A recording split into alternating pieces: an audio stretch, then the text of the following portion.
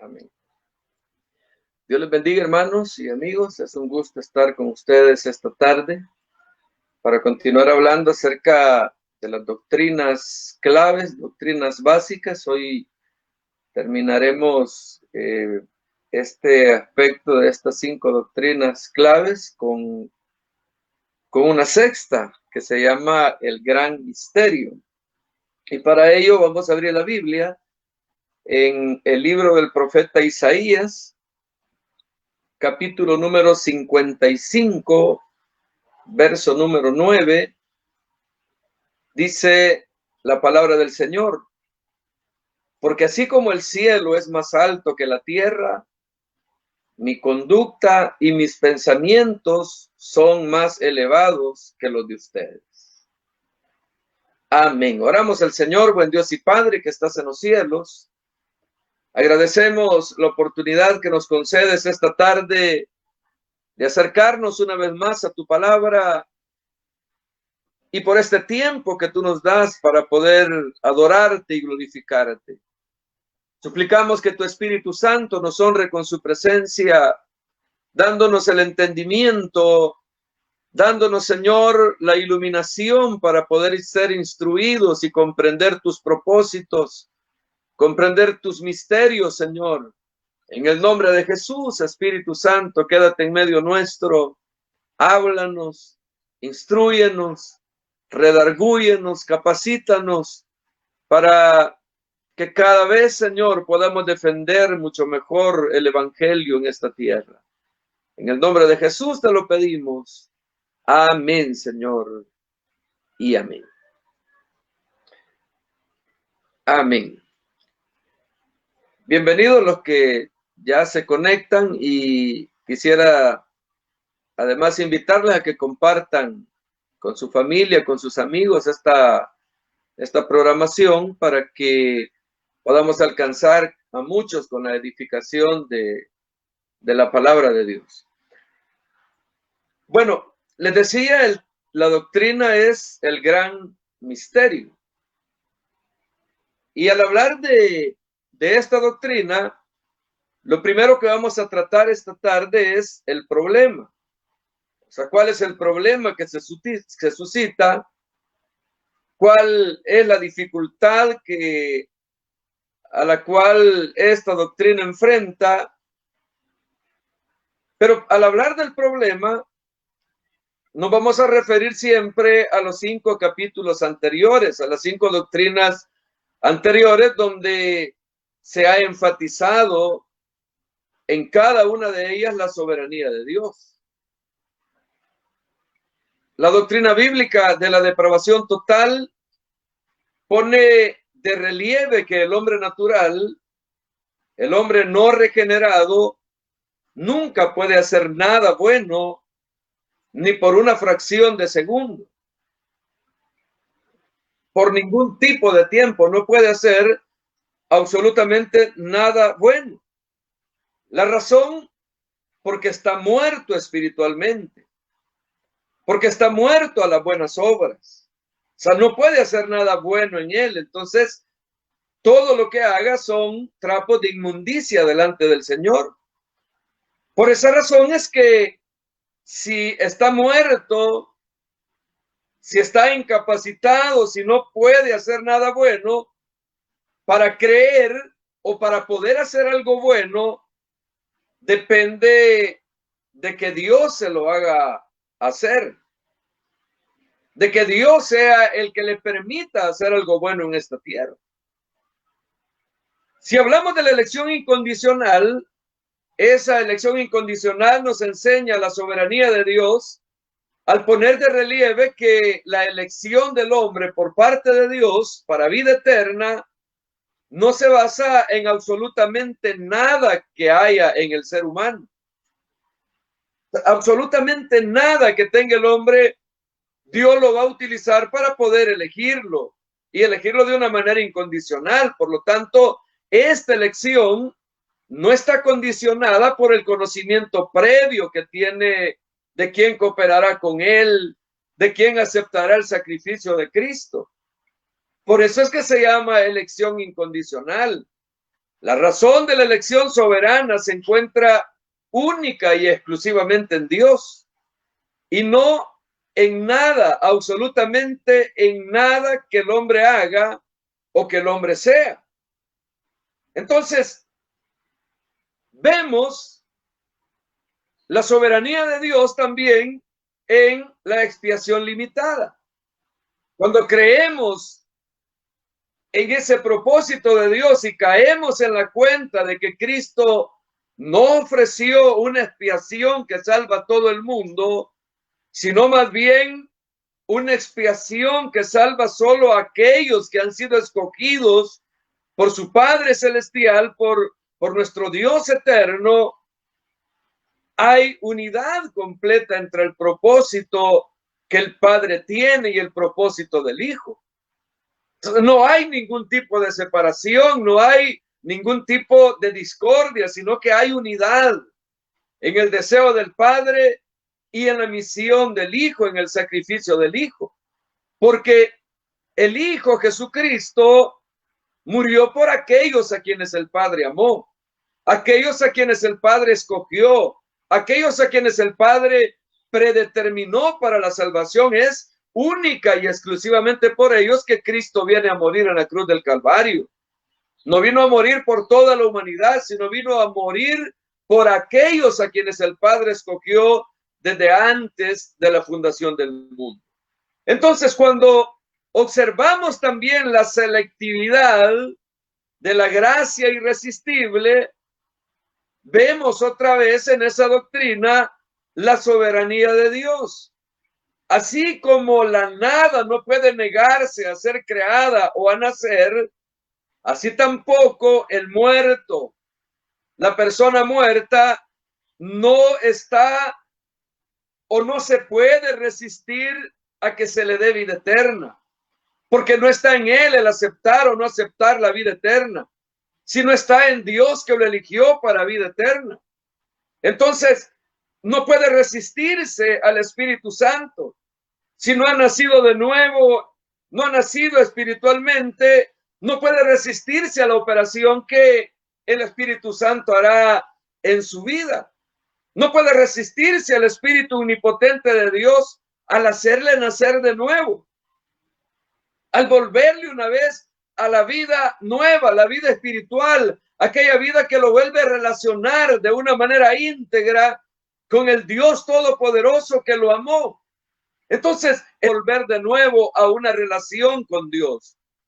Y si alguien posee vida espiritual, es porque el Espíritu la lleva a cabo a través de la selección soberana del Padre, a través de esa elección que Dios hizo.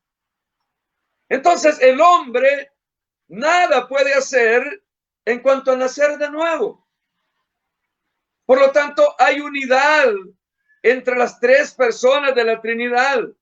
El Padre escoge a sus elegidos, Cristo muere por ellos y el Espíritu Santo lleva a cabo la voluntad de ambos, haciéndolo de una manera irresistible, de modo que los elegidos crean y se salven y sean salvos de la condenación eterna. Al hablar de la quinta doctrina, la perseverancia de los santos, esta nos revela también la soberanía de Dios.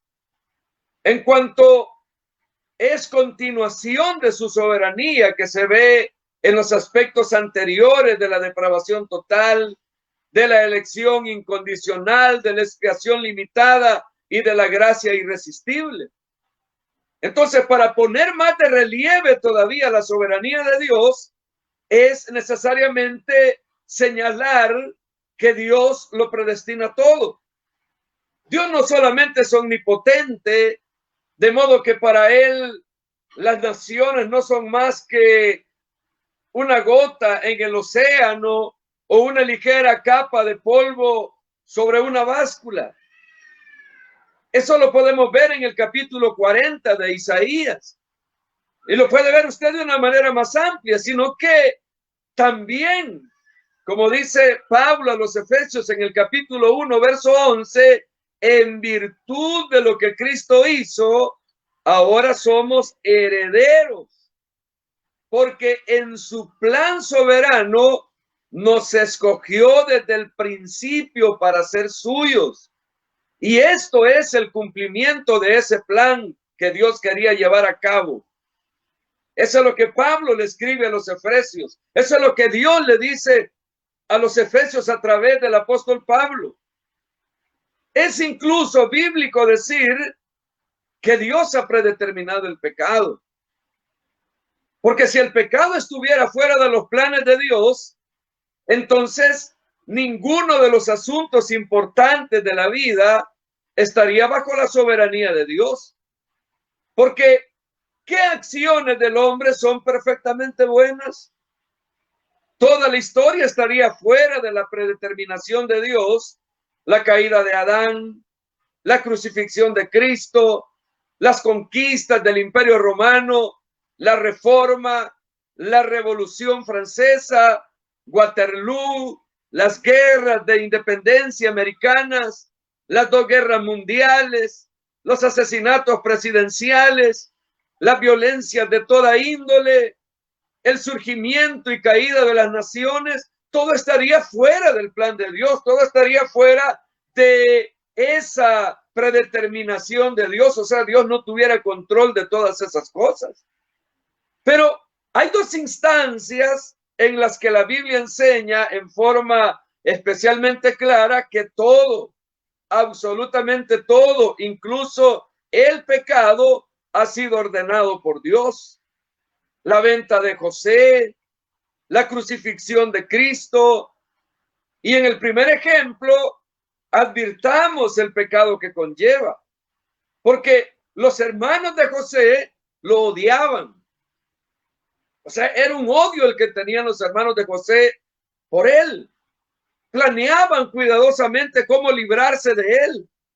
Cuando lo vieron venir, planearon matarle, pero luego Rubén los anima a que únicamente lo echen a la cisterna para después él venir a sacarlo, pero el plan de los hermanos era matarlo. Entonces lo arrojan a una cisterna y luego lo vendieron como esclavo a gente extraña que se dirigía a Egipto.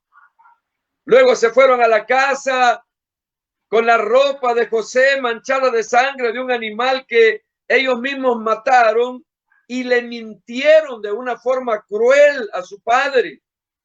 Ellos sabían que su padre tenía un amor especial por José, pero ese a ellos no les importó. No les importó causarle el sufrimiento a su padre, no les importó mentirle de una manera terrible a su padre. Entonces, no cabe duda que ellos pecaron. No se debe dudar que ellos cometieron un pecado. Pero ahora advirtamos lo que dice José acerca de ellos cuando años más tarde van a Egipto para comprar comida.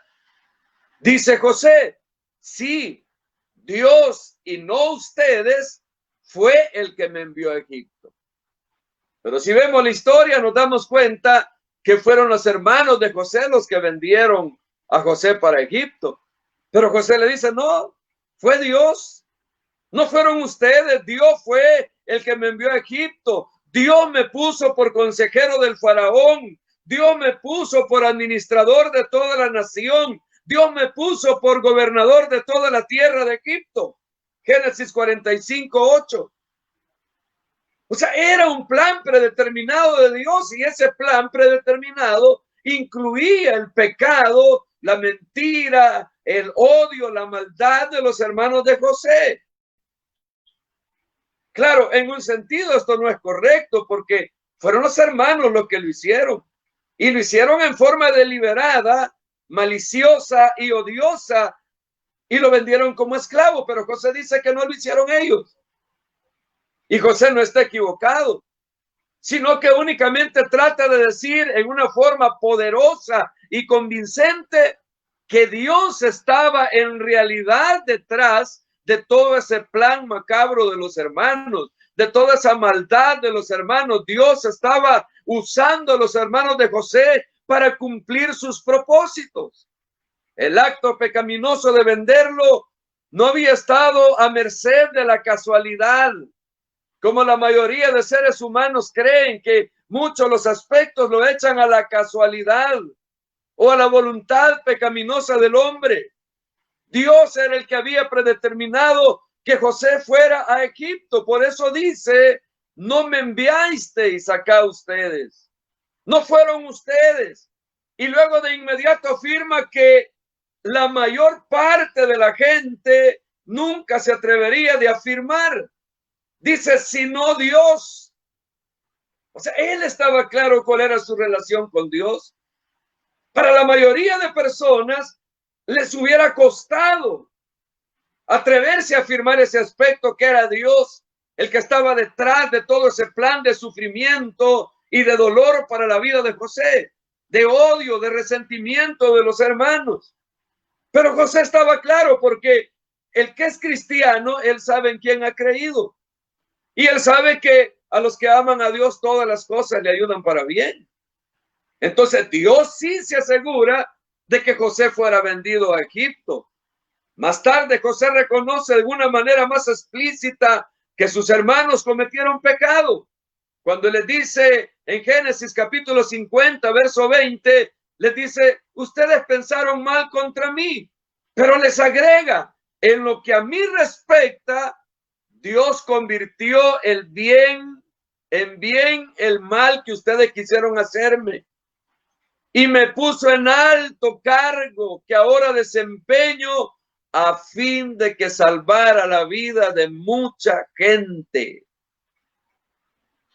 El uso del mismo verbo en el caso de José y en el caso de Dios destaca mucho más la paradoja.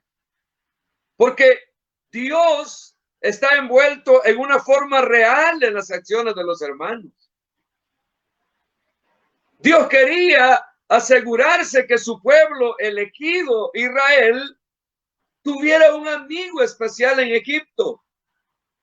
Un amigo que le ayudara en la época de sequía y hambre que nadie sabía, sino solamente Dios. Porque de este pueblo, de Israel, iba a salir el Salvador del mundo. Entonces Dios quería crear un plan de protección para la vida de su pueblo, de donde iba a salir el Salvador. Y para conseguir pues este objetivo de continuar el linaje de Abraham, Dios no podía dejar los acontecimientos al azar, a lo que el destino pudiera poner en el camino, como mucha gente se guían a su destino o tratan de ir cambiando el destino. Dios no podía dejar esos acontecimientos al azar, por eso ordenó el pecado de los hermanos de José. Por eso es que dice, Dios me envió, Dios lo encaminó para bien. En otras palabras, Dios se aseguró de que los hermanos de José pecaran, pero lo hizo en una forma tal que la responsabilidad es de los hermanos y no de Dios. Porque Dios es solo santidad y luz y no hay ningunas tinieblas en él. Un segundo ejemplo claro de la predeterminación del pecado es la crucifixión de Cristo. Este fue el pecado más odioso, el pecado más odioso que la humanidad cometió. Es el pecado más odioso de todos, porque ese pecado constituyó el epítome del odio del hombre contra Dios. Mostró de una manera clara y total el odio que el ser humano tiene contra Dios. Sin embargo, ese pecado lo predeterminó Dios, porque Dios no dejó la muerte de su Hijo y por consiguiente la salvación de su pueblo a merced del hombre pecador, a merced de seres humanos pecadores. Supongamos que Judas y los líderes judíos hubieran cambiado de pensamiento y hubieran decidido no matar a Jesús. ¿Se acuerdan que Judas llegó a ofrecerles entregar al maestro por 30 piezas de plata? y que luego, después de ser apresado y ver cómo lo golpeaban, él se llenó de remordimiento y fue a los sacerdotes y les devolvió el dinero y se los tiró por los pies para que dejaran ir libre a Jesús, porque él era inocente. ¿Qué hubiera pasado si los sacerdotes hubieran dicho, no, hombre, este ya se arrepintió y nos devolvió el dinero, ya no podemos hacer nada, mejor ya no lo matemos? Porque este nos puede denunciar. Pero ¿qué hubiera pasado si hubieran ellos decidido no matar a Jesús? Supongamos que Jesús ellos hubieran detenido la muerte, lo hubieran dejado en libertad, al ver que no tenían nada concreto de qué acusarlo. Pero supongamos que Jesús hubiera envejecido y hubiera muerto de muerte natural. O quizás nunca hubiera muerto, quizás todavía a estas alturas de 2000 años después él estuviera vivo y anduviera acá con nosotros. Entonces no hubiera habido expiación del pecado. No hubiera habido cielo para nosotros. En ese caso, los planes de elección de Dios y salvación se hubieran frustrado. Pero Dios no dejó al azar la salvación del mundo. Por eso, como Pedro lo declaró el día de Pentecostés, en la primer predicación, en el primer anuncio del evangelio a los gentiles, él dice en Hechos capítulo 2, verso 22 al 24, que Jesús fue matado por puro consentimiento de Dios y la pura predeterminación de Dios. Pedro les dice, escúchenme, varones israelitas. Como ustedes bien saben, Dios respaldó a Jesús de Nazaret con milagros prodigiosos, los cuales realizó a través de él. Oiga, pero de acuerdo con el plan que Dios ya tenía trazado, permitió primero que ustedes lo clavaran en la cruz y lo asesinaran por medio de hombres malvados. Pero Dios lo soltó de los horrores de la muerte y le devolvió la vida, porque la muerte no podía mantenerlo bajo su dominio por siempre. Pero oiga, pero de acuerdo con el plan de Dios que ya tenía trazado, permitió primero que ustedes lo clavaran en la cruz y lo asesinaran por medio de hombres malvados. O sea, es Dios quien lo permitió. Si Dios detiene ese sacrificio de Cristo, esa muerte de Cristo, no hubiera salvación para nosotros, no hubiera salvación para usted, no hubiera perdón de pecados para nuestra vida. Usted, como cristiano, no sería salvo porque estaría en pecado. Y usted que no tiene a Cristo, no habría esperanza. Más adelante la iglesia, al hablar de la muerte de Jesús, confesó a Dios que Herodes, Poncio Pilatos, los gentiles y los judíos se habían unido para matar a Jesús. Hechos capítulo 4, verso 28 dice, pero solo están haciendo lo que tú en tu plan ya habías decidido que sucediera. Entonces todo era un plan de Dios. Así pues, una vez más confesamos con todo vigor la soberanía absoluta de Dios sobre todas las cosas. Él predestina, Él elige, Él preordena. Pero si alguien ha estado reflexionando verdaderamente, es muy probable que se le haya suscitado muchas veces una objeción muy grave, una objeción que le perturbe y que lo haga en forma involuntaria, porque la persona corriente se revela y casi se muestra hostil ante algunas de estas ideas. Retrocede ante el pensamiento de que todo haya sido planeado y determinado por nuestro Dios desde antes de la fundación del mundo. Y eso lo perturba. Eso le quita el sueño, eso lo haya no tomar la decisión de José. Si predeterminó el pecado de Judas, si predeterminó el pecado de los maestros de la ley, de Poncio Pilato, de Herodes, que se confabularon junto al gobierno religioso. Entonces, si Dios predeterminó todo eso, ¿cómo puede una persona racional decir que Dios es santo? ¿Acaso la culpa no será de Dios? O sea, ¿no es Dios el culpable de todo? O para decirlo de otro modo, ¿dónde está la libertad del hombre? ¿Acaso el hombre no es más que un muñeco que Dios manipula? ¿Acaso el hombre no es más que un juguete mecánico con una cuerda en la espalda que lo hace funcionar? ¿Acaso el hombre no es más que un computador al cual le introducen algunos datos y luego forma mecánicamente para realizar su labor y funciona de una manera mecánica? ¿Dónde está la responsabilidad del hombre si Dios ha predeterminado todas las cosas? Eso le quita el sueño a cualquiera.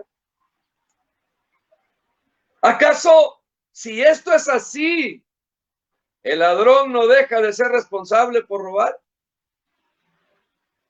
O sea, si ese pensamiento que les perturba, si ese pensamiento que les quita el sueño, si ese pensamiento que les impide acercarse a Dios, de que Dios es el culpable de todo, les pongo esta otra inquietud. ¿Acaso, si eso es así como ustedes piensan, el ladrón no deja de ser responsable por robar? Comparemos algunos textos de la Biblia, como por ejemplo Josué capítulo 11, verso 20, donde dice: el Señor puso en los enemigos el deseo de pelear contra Israel en lugar de pedir la paz.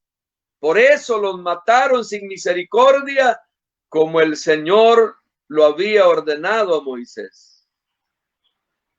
Veamos otro ejemplo. Primera de Samuel, capítulo 16, verso 23 dice: y cada vez que el espíritu que lo atormentaba de parte de Dios molestaba a Saúl, David tocaba el arpa y Saúl se sentía mejor, y el espíritu malo que lo torturaba se apartaba de él. Entonces, ese espíritu malo dice que había llegado de parte de Dios a perturbar la vida de Saúl.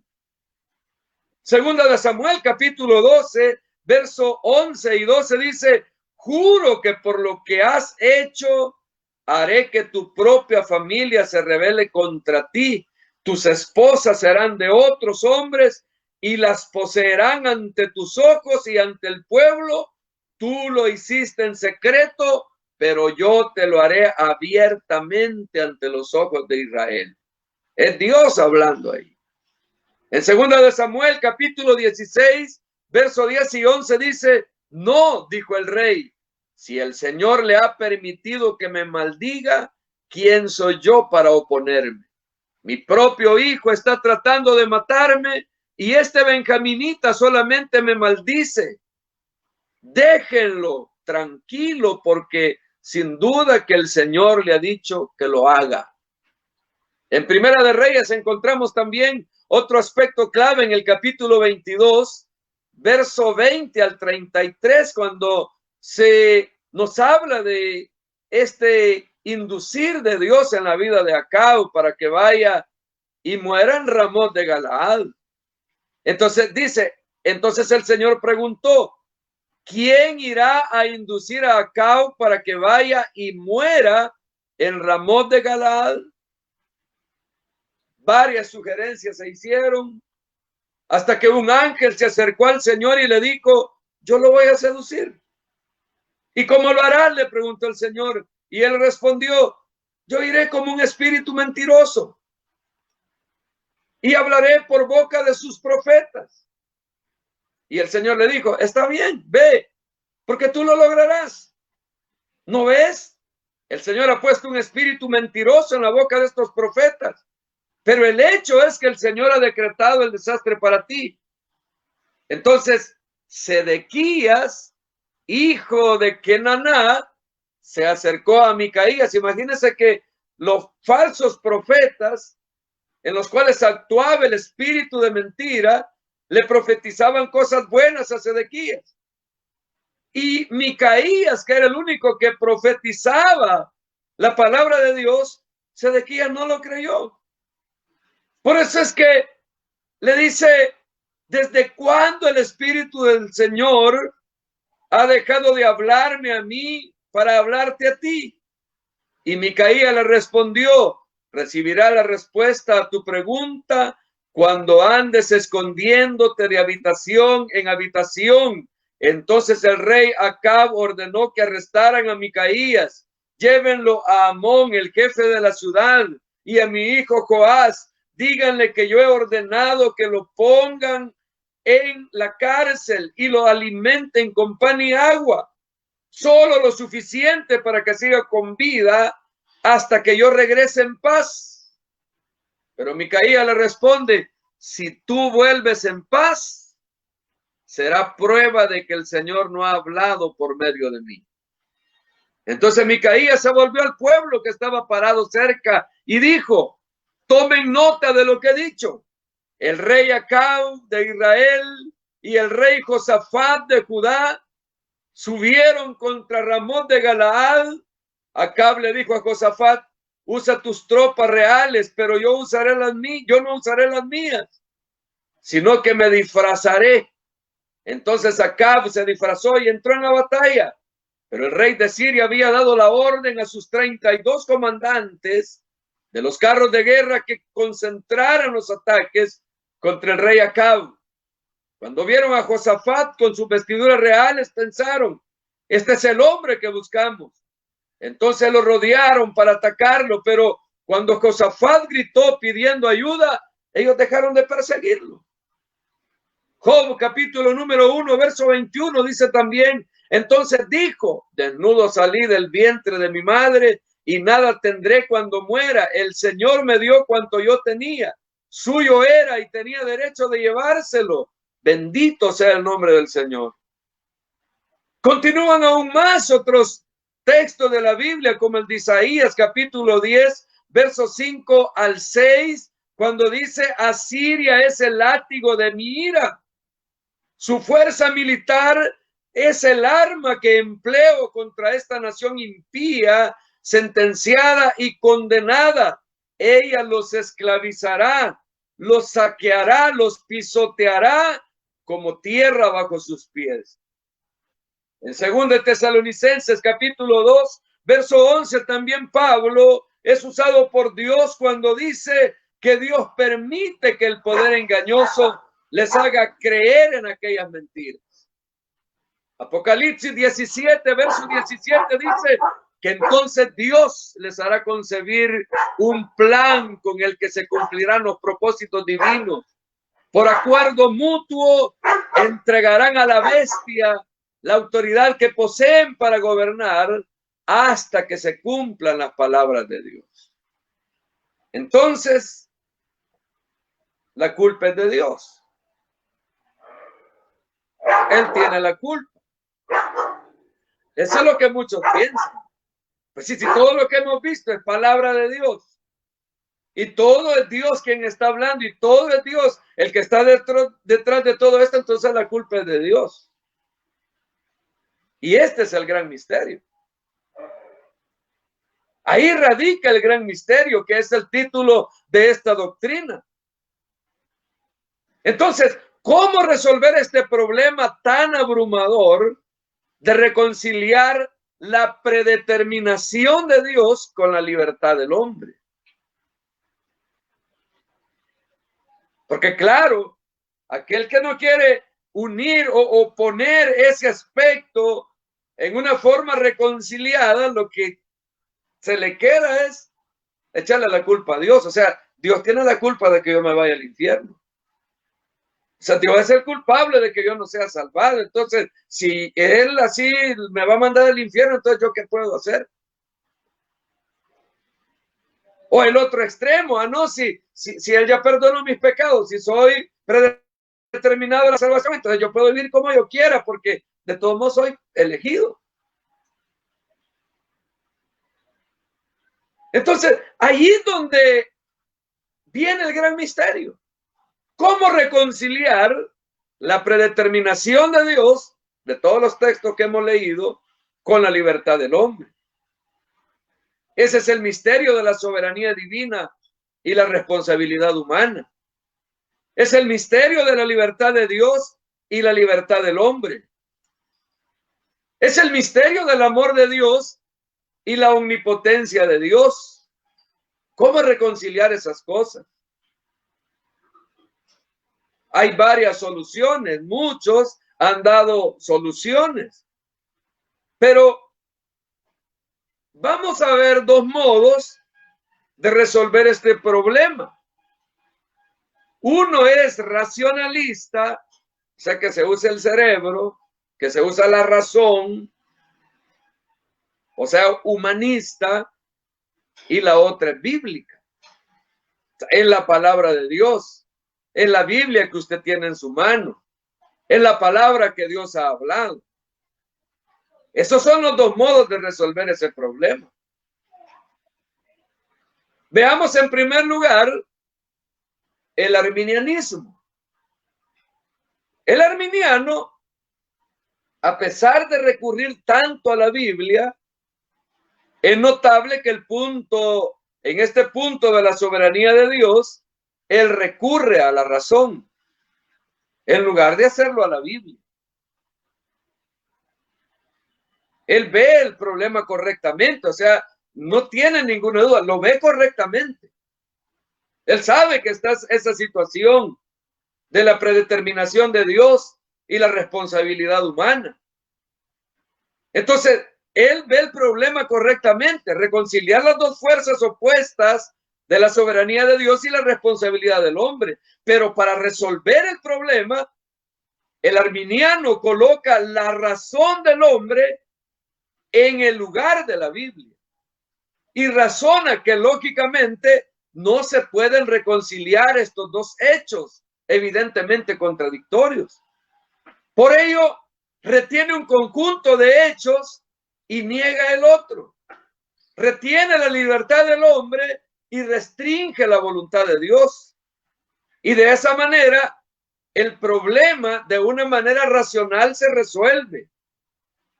La contradicción se disuelve porque él se enfoca únicamente en la libertad que el hombre tiene. Y por eso es que de una manera racional ellos sostienen que el hombre puede perder su salvación. Ellos sostienen que el hombre le puede ayudar a Dios en el plan de salvación, que el hombre puede hacer algo por ayudarle a Dios para ser salvo. Entonces, es la razón la que ellos están usando. El hipercalvinismo. Este está completamente opuesto al arminiano.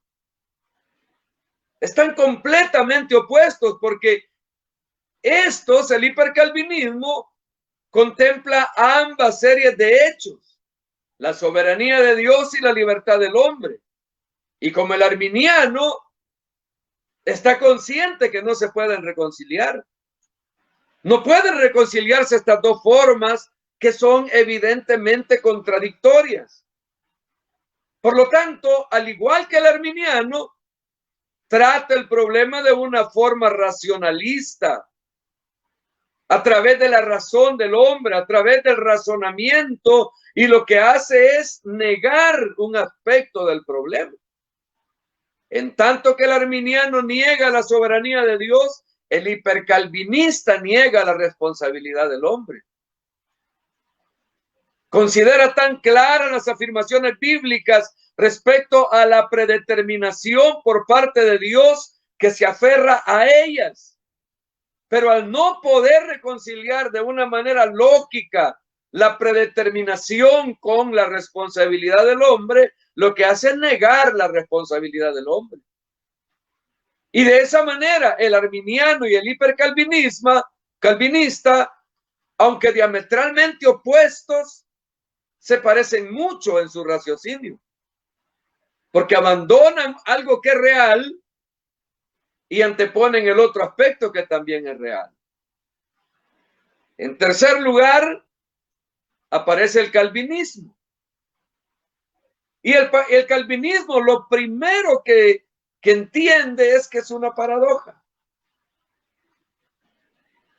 Frente a estos dos puntos de vista humanistas, del arminiano y del hipercalvinismo, el calvinista acepta ambos lados de la antinomía. Se da cuenta de que lo que él mismo defiende es ridículo. Está consciente, es una paradoja. Simplemente resulta imposible para el hombre armonizar estas dos series de hechos. Decir por un lado que Dios hace que todas las cosas sucedan y sin embargo decir que el hombre es responsable por lo que hace es una insensatez. El calvinismo así lo entiende. O sea, no se puede, o sea, está fuera de lugar. Debe ser una cosa o debe ser la otra, pero no ambas. Decir que Dios predetermina el pecado de Judas y que sin embargo Judas es responsable de su pecado es una necedad. Dios no puede predeterminar el robo y luego echarle la culpa al ladrón. El calvinista admite abiertamente que su posición es ilógica, es ridícula, es sin sentido y hasta cierto punto necia. Esto está de acuerdo con lo que el apóstol Pablo dice en Corintios, en su primera carta, capítulo número 1, verso 18 y 19, cuando dice: sé bien que para los perdidos el mensaje de la cruz es una locura, pero para los salvos, esto es, para nosotros, es poder de Dios, porque Dios mismo dice: destruiré los planes humanos por sabios que parezcan y haré caso omiso de las ideas humanas por brillantes que éstas sean.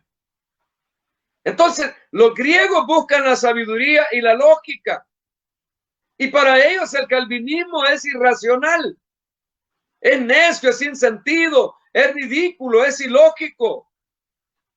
El calvinista defiende dos posiciones evidentemente contradictorias. Dice por un lado que Dios ha predeterminado todas las cosas y luego se da vuelta y le dice al hombre que cada uno es responsable de las cosas que hace, que la salvación depende de él, que debes creer, es tu deber de creer, es tu responsabilidad creer, y si no crees, no puedes echarle la culpa a Dios de que te vayas al infierno. Debes echarte la culpa a ti mismo por pecador, por no creer en Jesucristo. Filipenses capítulo 2, verso 12 y 13 dice: queridos hermanos, ustedes siempre me han obedecido, no solo cuando estuve con ustedes, sino también ahora que yo no estoy. Les dice: lleven a cabo su salvación con temor y temblor, porque es Dios quien les da a ustedes el deseo de cumplir su voluntad y que la lleven a cabo. En otras palabras, el que usted sirva, el que usted haga la obra de Dios, el que usted vive el cristianismo con temor y temblor, no es porque salga de usted, es porque Dios pone en su vida el querer como el hacer por su buena voluntad para que la cumpla.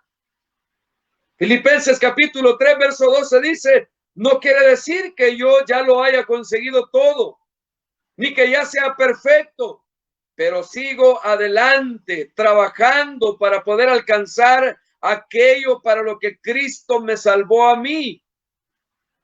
En otras palabras, debe enfatizarse que la contradicción solamente es aparente y no es real. Que el hombre no puede armonizar las dos posiciones al parecer contradictorias, pero Dios sí puede. O sea, Dios sí lo puede hacer. Simple y sencillamente. Entonces, frente a la lógica, el calvinista dice que si el hombre hace algo bueno, toda la gloria debe ser para Dios. Y que si el hombre hace algo malo, entonces es el hombre que hizo algo malo quien debe pagar por su pecado. quien debe ser reprochado, a quien se le debe llamar la atención. En otras palabras, el hombre siempre pierde. Y para muchos esta posición resulta necia, resulta irrazonable.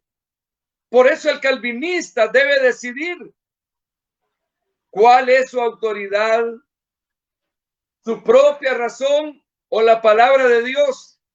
Y si responde que es el poder del raciocinio del hombre, entonces estaría igual que el arminiano y el hipercalvinista y tendrá que excluir una de las dos fuerzas paralelas, pero no lo puede hacer.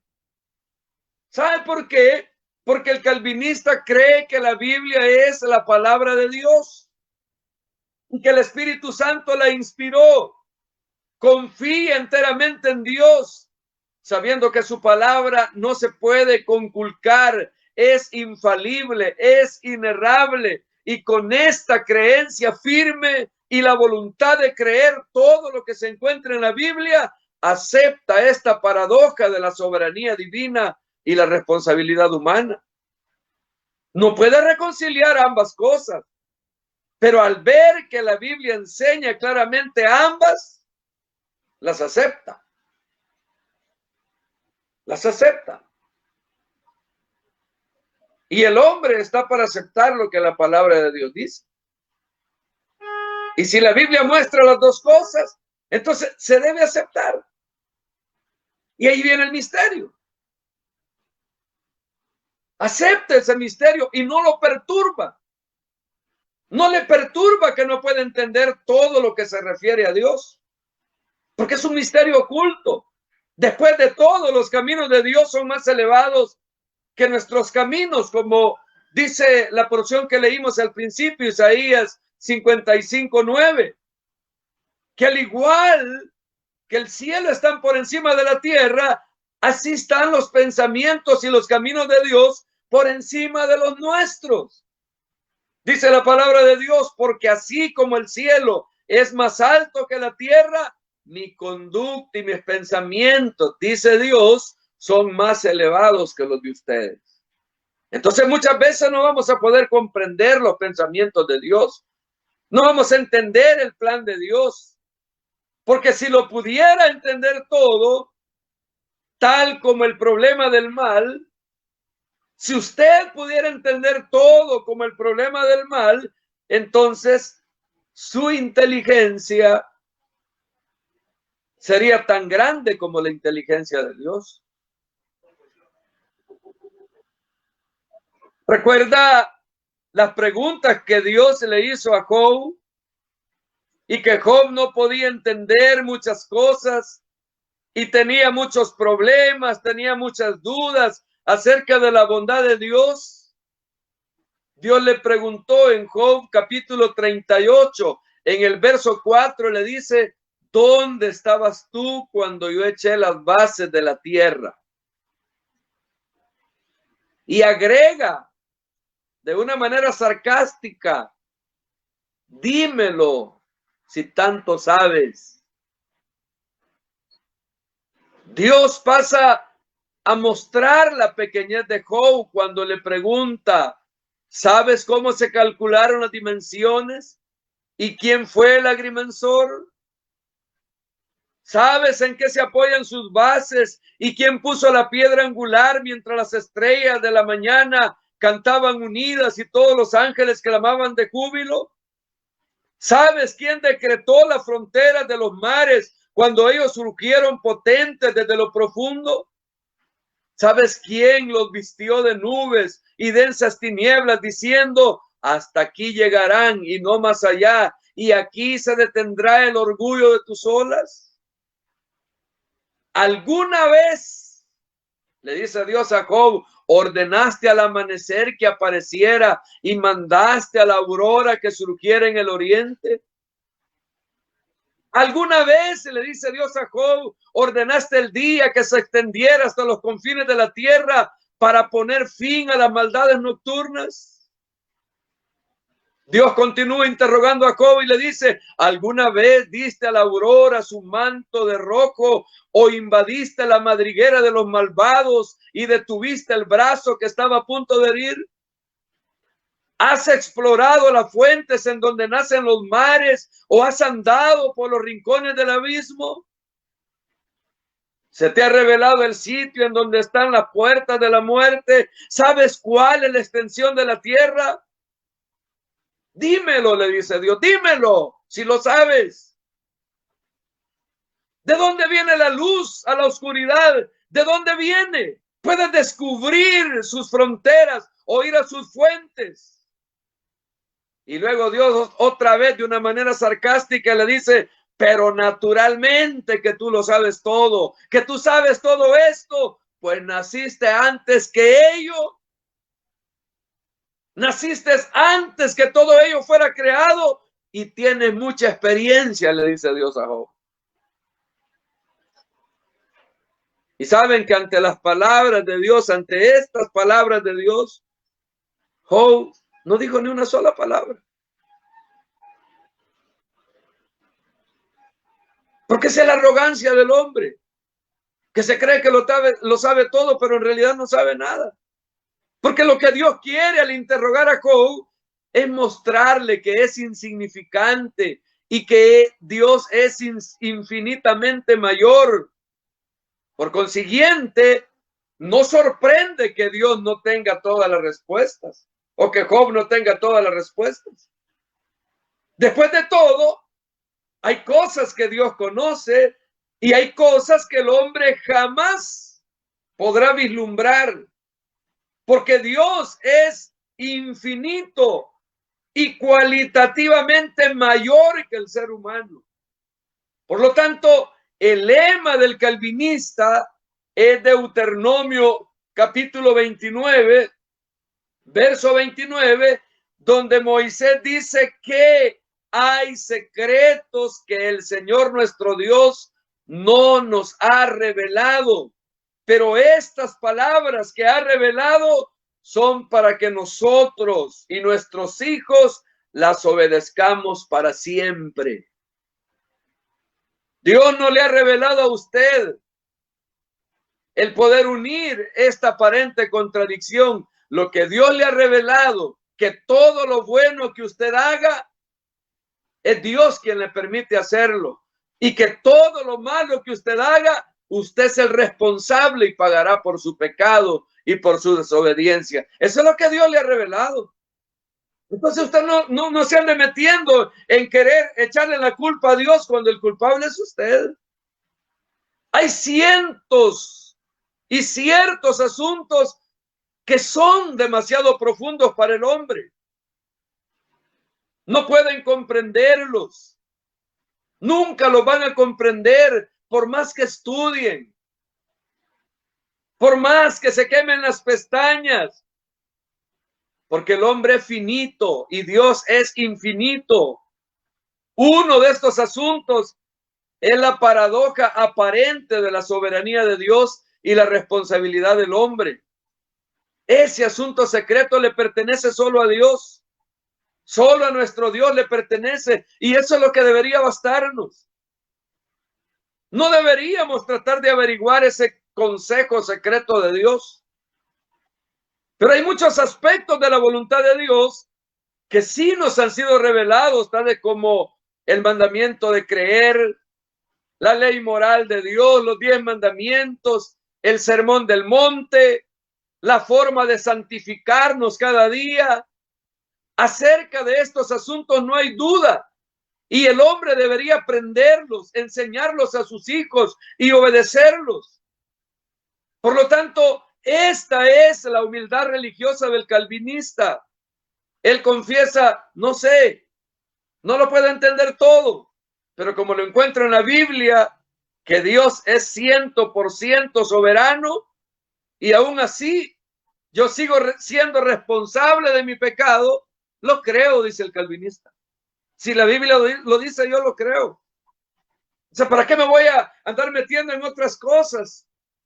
Donde venga un espíritu de mentira y me aleje de la relación con Dios. Entonces, para el calvinista, su decisión es, si la Biblia lo dice, lo creo. Y si la Biblia dice y habla de la autoridad de Dios y de la responsabilidad del hombre, Lo creo, dice él, porque Dios es 100% soberano. Trataré de hacer todas las cosas que se me mandan. Eso es lo que dice el calvinista. Por lo tanto, el cristiano nunca debe avergonzarse de decir no sé. Los sabiondos, los racionalistas, los que van más allá de lo que la Biblia dice, van a querer avergonzarlo. Y le van a decir eso. Dios es el responsable de todo. Él es el que tiene la culpa. Y el otro le va a decir, no, es el hombre, el pecador, ese es el que, ¿cómo va a reconciliar eso? Simplemente usted diga, no sé, ese es el problema de Dios. No es mi problema. De hecho, la ignorancia aprendida es más sabia que la sabiduría de los burlones, de los burladores. Calvino escribió de esas cosas que no ha sido dado a conocer, ni es legítimo conocer, la ignorancia es aprendida. El ansia de conocerla es una especie de locura. Aquellos que tratan de conocer más de lo que Dios ha revelado son locos. Por consiguiente, deleitémonos más en una ignorancia sabia que en una curiosidad inmoderada e intoxicada de saber lo que Dios no permite. Así que ahí está el gran misterio. Ahí está el gran misterio. El misterio de Dios, los secretos de Dios, donde el hombre muchas veces quiere meterse. Pero el que ha nacido de nuevo, el que verdaderamente es hijo de Dios, él creerá todo lo que en la palabra de Dios está escrito.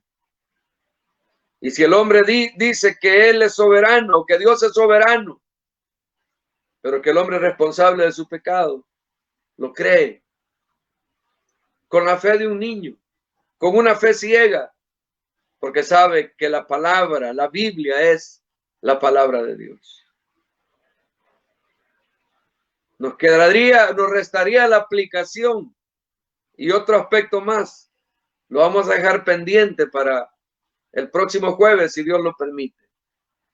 Cerremos nuestros ojos y oremos. Padre, te damos gracias por tu misericordia, por tu bondad, por darnos a conocer lo que en realidad necesitamos conocer de ti. Ya vendrá la eternidad para conocer todos tus misterios, todos tus secretos, Señor, donde vamos a poder platicar contigo y tú nos podrás enseñar mucho más. Pero ahora, Señor, solo te suplicamos que nos ayudes a creer en tu palabra, a obedecer tu palabra, a obedecer tus mandamientos, para que las personas vean en nuestra vida esa relación que tenemos contigo, esa disposición que tenemos de estar contigo, de creer tu palabra, para que tu nombre sea glorificado, Señor, para que tu nombre sea exaltado. Te agradezco por todas las cosas buenas que me permites hacer. Te agradezco por todas las buenas obras que haces a través de mi vida, Señor. Porque sé que si tú no estuvieras conmigo, de mi mente, de mi ser, solo saldría maldad, solo saldría odio.